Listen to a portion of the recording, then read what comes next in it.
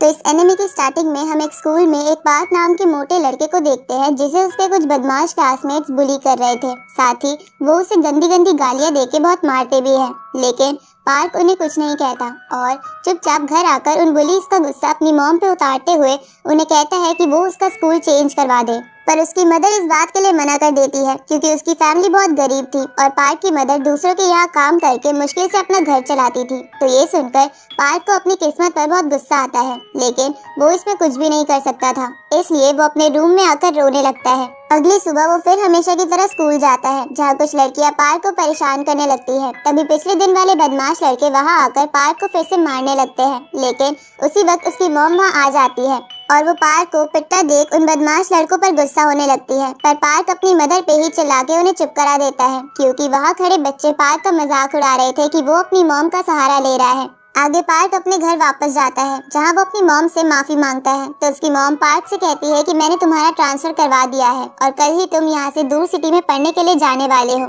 ये सुनकर पार्क को काफी खुशी होती है और वो अगले दिन दूसरी सिटी में रहने के लिए घर किराए पर ले लेता है। साथ ही उसे लग रहा था कि अब उसकी लाइफ बदलने वाली है और वो यहाँ सिटी में अपनी लाइफ अच्छे तरीके से गुजार सकेगा। आगे पार्क उस नई सिटी में आकर वहाँ घूमने लगता है, जहाँ वो गलती से एक लड़की से टकरा जाता है। तभी उस लड़की का फ्रेंड आकर पार्क को बहुत मारता है। साथ ही वहाँ आसपास के लोग पार्क को पिटता देख उसका वीडियो बनाकर सोशल मीडिया पर पोस्ट कर देते हैं। अब पार्क अपने रूम में आ जाता है, जहाँ वो खुद की फोटो को सोशल मीडिया पर देखकर बहुत रोता है और कहने लगता है कि पूरी दुनिया एक जैसी है, इसलिए मेरा मर जाना ही बेहतर है। इसके बाद वो रोते रोते वहीं पर सो जाता है और जब उसकी आंख खुलती है तो वो देखता है कि उसकी पूरी बॉडी बदल चुकी है, जिसको देखकर वो काफी हैरान हो जाता है। तभी वो अपनी रियल बॉडी को वहीं बगल में सोया हुआ देखता है, जिसे देखकर उसे कुछ भी समझ नहीं आता। लेकिन पार्क अपनी इस बॉडी को पाकर खुश था, इसलिए वो कहता है कि इस बॉडी की हेल्प से मेरी लाइफ जरूर बदल जाएगी। अगली सुबह जब वो अपने क्लासरूम में आता है तो सारी लड़कियां पार्क को इतना हैंडसम देखकर उसकी तरफ अट्रैक्ट होने लगती है। ऊपर से उस स्कूल का सबसे हैंडसम लड़का भी पार्क को देखकर चौंक गया था।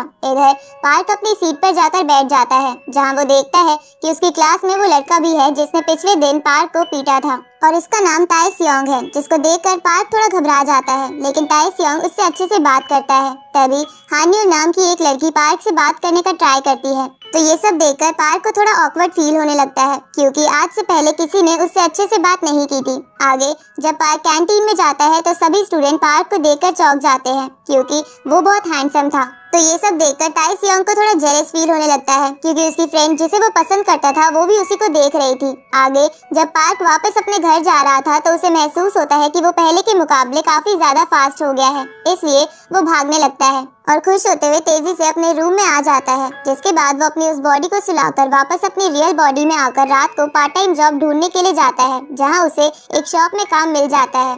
और जब पार्क उस शॉप में काम कर रहा था तो वहाँ सियोंग अपने कुछ साथियों के साथ आता है और जब वो पार्क की ओरिजिनल बॉडी को वहाँ देखता है तो वो गुस्से में उस शॉप से कई सारे सामान फ्री में लेकर जाने लगता है। साथ ही वो पार्क को बिना मतलब के बहुत मारता है और उसकी फोटो भी क्लिक कर लेता है। अगली सुबह जब पार्क अपनी दूसरी बॉडी के साथ स्कूल आता है तो वो देखता है कि वो सभी लड़के उसकी ओरिजिनल बॉडी की फोटो देखकर हंस रहे थे। साथ ही वो कहने लगते हैं कि आखिर इसके पेरेंट्स कैसे होंगे जिसने एक मोटे पिग को जन्म दिया है। अब ये सुनकर पार्क को गुस्सा आ जाता है और वो ताई सियोंग से कहता है कि तुम्हें इन सब के बीच में उसकी मदर को नहीं लाना चाहिए। ये सुनकर सियोंग की ईगो हर्ट हो जाती है, इसलिए वो पार्क को मारने के लिए खड़ा हो जाता है। ये देखकर उसकी फ्रेंड उसे शांत रहने के लिए कहती है, लेकिन वो उसकी बात नहीं सुनता और पार्क पर अपने पंच से अटैक करता है। लेकिन पार्क उसके पंच को काफी आसानी से डॉज कर लेता है। ये देखकर सभी क्लास वाले हैरान हो जाते हैं क्योंकि सियोंग एक बॉक्सर था और उसके पंच से आज तक कोई भी बच नहीं पाया था। तभी पार्क भी उसे एक पंच करता है, जिसके कारण ताई सियोंग वहीं पर गिर जाता है।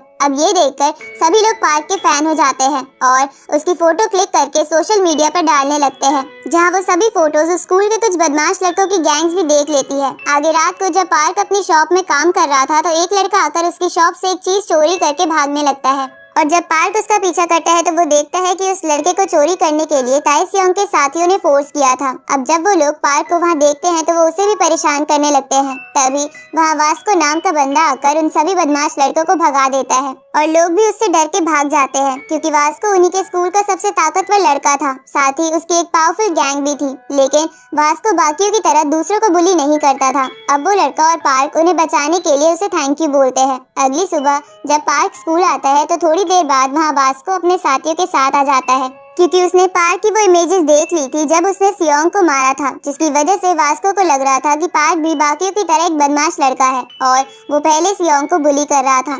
इसलिए वास्को पार्क का कंधा पकड़कर उसे किसी से भी पंगा ना लेने को कहता है। वहीं सब लोग वास्को को देखकर कहने लगते हैं कि कोई भी आज तक इसकी पकड़ से नहीं बच पाया है। तभी पार्क वास्को के हाथों को अपने ऊपर से हटाते हुए कहता है कि शायद आपको कुछ मिसअंडरस्टैंडिंग हो गई है, मैंने कोई भी गलत काम नहीं किया है।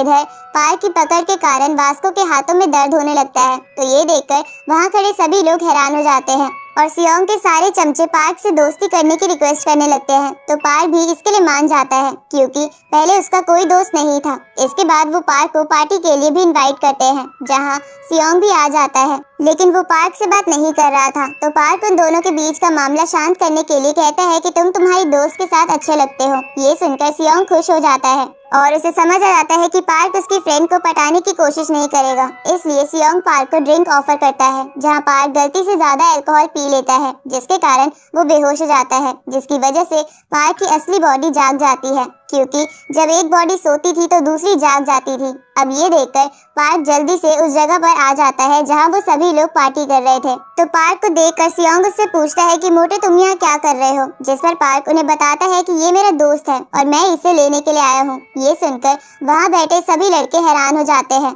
इसके बाद पार्क अपनी नई बॉडी को वहाँ से ले जाने लगता है। तभी वहाँ लगी एक स्ट्रेंथ चेक करने वाली मशीन पर सियोंग पंच मार के पार्क के मोटे रूप को दिखाता है कि वो कितना ताकतवर है। अब सियोंग और बाकी सब वहाँ से चले जाते हैं, जिसके बाद पार्क भी अपनी स्ट्रेंथ चेक करता है, जिसके पंच से पंचिंग बैग ही फट जाता है, लेकिन पार्क इस पर ध्यान नहीं देता और घर चला जाता है। लेकिन वहाँ से जा रहे वास्को की नजर इस पर चली जाती है।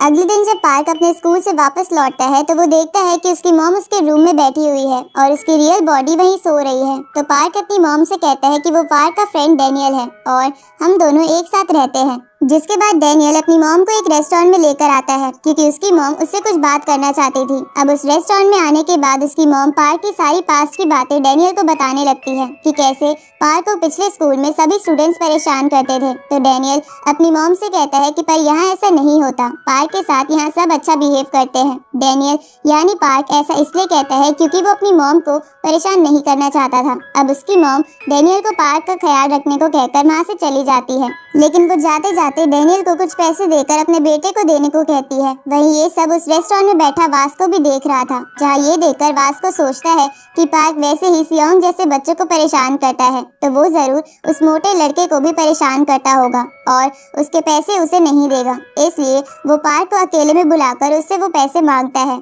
ये सुनकर पार्क को लगता है कि वास्को एक बुरा आदमी है जो कि उसके पैसे छीनना चाहता है, इसलिए वो उसे पैसे नहीं देता। जिसके बाद वो दोनों फाइट करने लगते हैं, लेकिन काफी देर फाइट करने के बाद फाइनली पार्क वास्को को हरा देता है। जिसके बाद वो वहाँ से वापस अपनी ओरिजिनल बॉडी में आकर जॉब पर आ जाता है, जहाँ वास्को आकर मोटे पार्क से कहता है कि तुम भी स्ट्रॉन्ग हो पर तुम्हें थोड़ी और मेहनत करने की जरूरत है, जिसके बाद तुम्हें कोई बुली नहीं करेगा। ये सुनकर पार्क अपनी रियल बॉडी को भी स्ट्रॉन्ग बनाने का डिसाइड करता है और वो वहीं बैठकर पुशअप करने लगता है। तभी वहाँ एक लड़की आ जाती है और पार्क को वहाँ एक्सरसाइज करता देख सामान लेते हुए उसे कॉम्प्लीमेंट देती है, जिसकी वजह से पार्क को बहुत अच्छा लगता है क्योंकि किसी ने पहली बार उसकी रियल बॉडी में उससे अच्छे से बात की थी। अगली सुबह हम स्कूल में उसी सबसे हैंडसम लड़के को देखते हैं जिसका नाम जेयोल था, जिसे सभी स्टूडेंट्स देखे जा रहे थे क्योंकि उसने बहुत ही एक्सपेंसिव रिंग और कपड़ों को पहन रखा था। तभी हानियुल उससे पूछती है कि तुमने ये सभी रिंग्स कहाँ से खरीदी, लेकिन वो इसका कोई भी जवाब नहीं देता। उसी वक्त पीछे से सियोंग उससे कहता है कि क्या तुमने इसे कभी भी बात करते हुए देखा है, जो इससे क्वेश्चन पूछ रही हो। मतलब कि जेयोल हमेशा क्लास में शांत रहता है और उसे फ्रेंड्स बनाने में कोई इंटरेस्ट नहीं है। तभी क्लास में पार्क आ जाता है, जिसको देखकर सारी लड़कियां जेयोल को छोड़कर उसके पास चली जाती है। वहीं कुछ बंदे पार्क को देखकर कहने लगते हैं कि पार्क तो बहुत गरीब है और रोज बस एक ही शूज पहन कर आता है, और तो और उसके कपड़े और बैग भी बहुत पुराने हैं। इधर ये सब बात जेयोल सुन लेता है और उसे ये सुनकर अच्छा नहीं लगता कि वो लोग कपड़ों की वजह से पार्क की बातें बना रहे हैं। आगे पार्क ब्रेक टाइम में जीहो यानी उस लड़के के साथ घूमने लगता है जिसे सियोंग के साथ ही पहले परेशान कर रहे थे, क्योंकि अब पार्क ने उस लड़के से दोस्ती कर ली थी। अब जब वो दोनों घूम ही रहे थे कि वो देखते हैं कि कुछ लड़के एक स्टूडेंट को परेशान कर रहे हैं, जिसको देखकर पार्क को खुद का पास्ट याद आने लगता है। इसलिए वो उन बदमाश लड़कों को रोकता है। तो ये देखकर उन बदमाश लड़कों का लीडर हॉबिन पार्क को मारने के लिए उसके पास आने लगता है, पर उसी वक्त वहाँ उनके टीचर आ जाते हैं। इसलिए वो सभी बदमाश लड़के वहाँ से चले जाते हैं। वहीं ये सब जेई ऑल भी देख रहा था और उसे पार्क का बिहेवियर काफी पसंद आता है। इसके बाद छुट्टी के टाइम जब पार्क क्लासरूम से निकल रहा था तभी उसे उसकी मॉम का कॉल आता है, जो कि उसका हालचाल पूछती है। साथ ही वो उसे बताती है कि उसका कल बर्थडे आने वाला है और ये बात वहीं बैठा जेओल भी सुन लेता है। रात को जब पार्क अपनी ओरिजिनल बॉडी के साथ अपनी शॉप में काम कर रहा था तभी वहाँ वो पहले वाली लड़की फिर से आती है और फिर से सामान लेते हुए पार्क को कॉम्प्लीमेंट देकर चली जाती है, जिसे सुनकर पार्क को बहुत अच्छा लगता है। अगले दिन लंच ब्रेक में पार्क जीहो और उस दूसरे बुली होने वाले लड़के जिसका नाम जैक था उसके साथ खाना खाने लगता है, क्योंकि उन दोनों को देखकर पार्क को अपना सारा पास्ट याद आता है। इसलिए वो उन दोनों से दोस्ती करके उन्हें अच्छा फील कराना चाहता था। लेकिन इधर ये बात बाकी बच्चों को समझ नहीं आती कि पार्क ऐसे स्टूडेंट्स के साथ क्यों बैठा है। साथ ही जैक को भी ये समझ नहीं आता है, इसलिए वो इस बारे में पार्क से पूछ लेता है। इस पर पार्क उसे कहता है कि वो भी उनकी तरह ही है, इसलिए उनके साथ रहना उसे अच्छा लगता है। पर ये सुनकर जैक को लगता है कि पार्क उसका मजाक उड़ा रहा है, क्योंकि पार्क तो बहुत हैंडसम था। इसलिए जैक पार्क पर गुस्सा करने लगता है, तो पार्क वहाँ से चला जाता है। इधर हम वास्को के कुछ आदमियों को देखते हैं जो कि रास्ते में छुपकर अपने लीडर का बदला लेने का प्लान कर रहे थे और वो डिसाइड करते हैं कि वो पार्क को पीट देंगे। इस तरफ जब पार्क अपने घर जा रहा था तभी जेओल उसके सामने आता है और वो उसे बहुत सारे बैग बर्थडे गिफ्ट के तौर पर देकर वहाँ से निकल जाता है। वहीं हम वास्को के उन आदमियों को भी देखते हैं जिसे जेओल ने बहुत पीटा था, क्योंकि अब जेओल भी पार्क को दोस्त मानने लगा था। आगे रात को पार्क उन गिफ्ट्स को चेक करने लगता है, जहाँ जेओल ने उसे बहुत सारे एक्सपेंसिव कपड़े, बैग्स और रिंग्स दी थी। तो उसको पाकर पार्क काफी खुश हो जाता है और अगली सुबह जब पार्क उन कपड़ों को पहनकर जाता है तो सभी लोग उसे इतने एक्सपेंसिव क्लोथ्स पहना देखकर चौंक जाते हैं। वहीं हमें पता चलता है कि जेओल ने सारी रात जागकर काफी मेहनत से पार्क के लिए वो सभी बर्थडे गिफ्ट्स बनाए थे। दूसरी तरफ हम जैक को देखते हैं जिसे रैपर बनने का काफी शौक था, इसलिए वो एक ऑडिशन में परफॉर्म करने के लिए आता है। लेकिन वहाँ का बॉस जैक का चेहरा देखकर बिना उसका गाना सुने उसे ऑडिशन के लिए मना कर देता है और हॉबिन को सेलेक्ट कर लेता है, क्योंकि वो भी ऑडिशन देने आया था और उसकी आवाज भी थोड़ी बहुत अच्छी थी। तो ये जानकर जैक को काफी बुरा लगता है और हम देखते हैं कि जैक की फैमिली भी बहुत गरीब थी और वो अपनी ग्रैंड माँ के साथ अपने छोटे से घर में रहता था। लेकिन उसके सपने बहुत बड़े थे, क्योंकि वो सिंगर बन के अपनी दादी को अच्छी लाइफ देना चाहता था। अगली सुबह जब जैक स्कूल जाता है तो वो स्कूल नोटिस बोर्ड पर एनुअल नोटिस बोर्ड का नोटिस देखता है, जिसमें एक सिंगिंग कंपटीशन भी था। उसी वक्त जैक के पास पार्क आ जाता है, क्योंकि वो उससे बात करना चाहता था। लेकिन जैक उससे बात नहीं करता, क्योंकि उसे लग रहा था कि पार्क उसका फायदा उठाने के लिए उससे दोस्ती करना चाहता है। रात को जैक अपनी दादी के स्टॉल पे उनकी मदद करने के लिए आता है। तभी वहाँ हॉबिन और उसके चमचे भी आ जाते हैं, जिन्हें देखकर जैक की दादी उन्हें जैक का दोस्त समझकर उन्हें खाना ऑफर करती है। तो हॉबिन और बाकी सब जैक की दादी का सारा खाना खा जाते हैं, जिसकी वजह से जैक को गुस्सा आता है, क्योंकि वो खाना बेचकर ही जैक की दादी पैसे कमाती थी। पर जैक चाहकर भी कुछ नहीं कर पाता। अगले दिन जैक सिंगिंग कंपटीशन में पार्टिसिपेट करने के लिए एक एप्लीकेशन फॉर्म ले लेता है, लेकिन ये बात हॉबिन को पता चल जाती है। इसलिए वो जैक को स्कूल कैंटीन में पीटने लगता है, क्योंकि वो भी उस कंपटीशन में हिस्सा ले रहा था। इसलिए वो नहीं चाहता था कि जैक उसमें हिस्सा ले।